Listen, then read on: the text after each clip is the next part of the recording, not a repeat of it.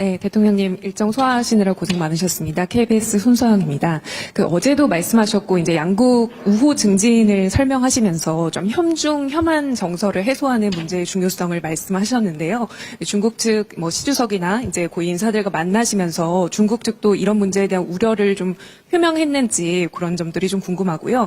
이게 어쨌든 시간을 갖고 좀 해소해야 될 문제이긴 하지만 단기적으로 조금 뭔가 문제 해결이 필요할 것 같은데 그런 방안에 대해서는 좀 어떤 고민하고 계신지 여쭙고 싶습니다. 말씀드린 것처럼 가까운 이웃이고 떠날 수 없는 관계이고 거대한 잠재력인데 우리가 배척하고 피하면 우리 손해죠. 그런데 꽤 오랜 기간 동안에 혐중혐한 정서라고 하는 게 양국이 상당히 광범하게 또 지속적으로 또 악화되면서 정말 양국에 큰 피해를 입혔습니다. 저는 대한민국이 훨씬 더 큰 피해를 입었다고 생각해요. 중국의 예를 들면 상품 서비스 수출이 지금 많이 나빠졌죠. 그래서 홍콩을 제외한 무역 수지가 지금 적자로 전환됐습니다. 왜 그렇게 됐냐? 중국 사람들 입장에서 한국 상품 보면 싫은 거죠. 원래도 그렇잖아요. 한국 상품이나 문화가 좋으면 막 화장품도 사고 싶고 물건도 사고 싶고 놀러도 가고 싶고 그런 건데 자꾸 싫어하니까 주변에서 또 싫은 감정이 드니까 그럼 나빠지죠. 대한민국도 마찬가지죠. 그래서 이게 계속 악순환이었는데 이 점을 개선해야 된다라는 점에 저나 또는 중국 국가 지도자 모두가 동의했어요. 어떻게 개선할 거냐. 제가 근거 없고 불필요한 혐중 조장, 혐오 조장 이건 없어야 되겠다. 무슨 부정선거를 중국이 어쩌고 이런 정신 나간 소리를 해서 그 감정을 상하게 하면 되겠습니까? 근거도 없고 불필요하죠. 그래서 제가 국무회에서도 여러 차례 지적하고 또 명백한 허위 주장이나 행동에 대해서 엄격한 제재를 가하고 있고 또 이것 때문에 사실 많이 줄어들긴 했고 이 점에 대해서 중국 정부나 중국 국민들이 많이 또 알게 되면서 호감도가 많이 개선된 것 같습니다. 앞으로도 계속 혐중 혐한을 조장하거나 또 선동하거나 이런 데에 대해서는 우리가 억제를 위한 노력을 계속해야 되겠습니다. 중국 측에도 제가 그런 얘기를 했죠.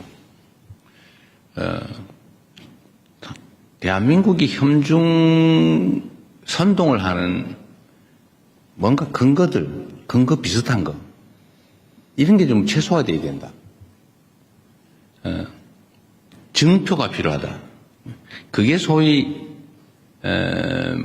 문화 콘텐츠 진출 제한 같은 거다. 제가 이런 지적을 했죠. 그래서 그게 내가 보기도 사실인데 한국 영화 잘 안 틀고 한국 공연 잘 못하게 하고 실제 현장에는 그러니까 국가 정책은 아니라고 하지만 그게 개선되지 않고 있으면 그게 공격의 빌미가 된다. 근거가 된다. 아까 근거 없는 불필요한 이런 얘기했지만 근거가 있지 않냐 그런 거는. 그런 걸 그래서 신속하게 좀 해소되는 걸 보여줘야 된다. 그리고 한중 관계가 서로 협력적이고 우호적이라는 걸 보여줄 필요가 있다.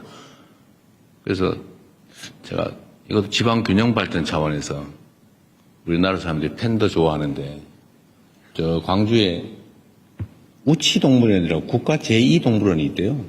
국가동물원이 있는데 거의 제2동물원이 있답니다. 그래서 저 지방에 국가동물원이니까 광주 우치동물원에 팬더나 한 쌍 보내주면 어떻겠냐. 그랬더니 실무 협의를 한번 해보기로 해서 지금 아마 하고 있을 겁니다. 그래서 이런 근거들이 좀 필요하다. 그래서 혐중 혐한 정서 문제는 이제 각 국가 차원에서 좀 해소하기 위한 구체적인 또 실질적인 노력이 필요하다는 점에 서로 공감하고 앞으로 실제로 진척이 좀 될 겁니다. 제가 이 점도 이제 중국 측이 얘기를 해줬는데 이게 계속 이제 중국에 대한 악감정 계속 늘어나고 있었거든요. 좋아하냐 싫어하냐 이런 거 물어보잖아요, 국민들한테. 근데 이게 이제 좀 방향이 전환이 됐어요. 작년 아마 제가 취임한 이후부터 좀 전환이 되는 것 같습니다. 이게 아마 여러분도 보셨을 텐데 여론조사상으로 중국에 대한 국가 인식이 개선이 됐어요.